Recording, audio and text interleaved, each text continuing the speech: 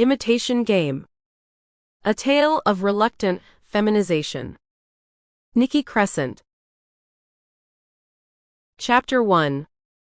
I'd hitchhiked many times in my life, but never had I ever felt that strange trembling in my heart as I stood at the side of the road, like there was something deep inside of me telling me that my life was about to change forever. I'm not sure whether it was excitement or fear, or a combination of both.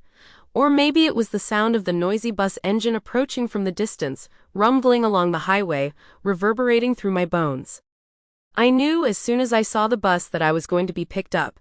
Even after I'd been passed by 50 other cars, somehow I knew this was the one. And I was right. It slowed as it passed and the left tail light went red. The right light was dead. But it was hard to focus on the tail lights. My eyes were drawn to the body of the bus, painted bright yellow with colorful mandalas drawn all over it. Strings of beads hung out from each window, and little snippets were written all over in what looked like Sharpie ink. Free your mind. Free your soul, read one of the snippets on the back of the bus. Your life is a lie. Discover the real mystery.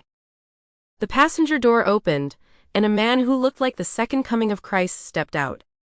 He had long hair which hung below his shoulders, and he was wearing what looked like a dress, but I think it was supposed to be a robe. His beard was dense and dark. "You need a ride, man," he said. He was smiling slightly and he looked relaxed, or I should say high as hell. The whole bus reeked of pot smoke with a tinge of body odor.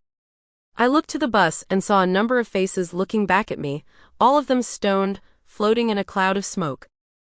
"Yeah," I said. "Do you have room?" "There's always room for one more." "Hop on in." "Where are you headed?" he asked.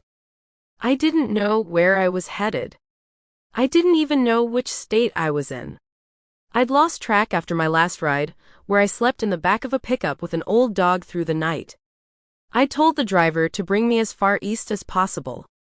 I fell asleep in the desert and woke up in the forest. I saw a few signs as I hiked down the highway, waiting for my next ride, but no clues as to where I was. One sign said Springfield, 20 miles, but there was a Springfield in every state in the country. As far as I knew, I'd somehow ended up in Hawaii. "Where are you headed?" I asked. "New York City," he said. I'd never been to New York City before, but I'd always wanted to go.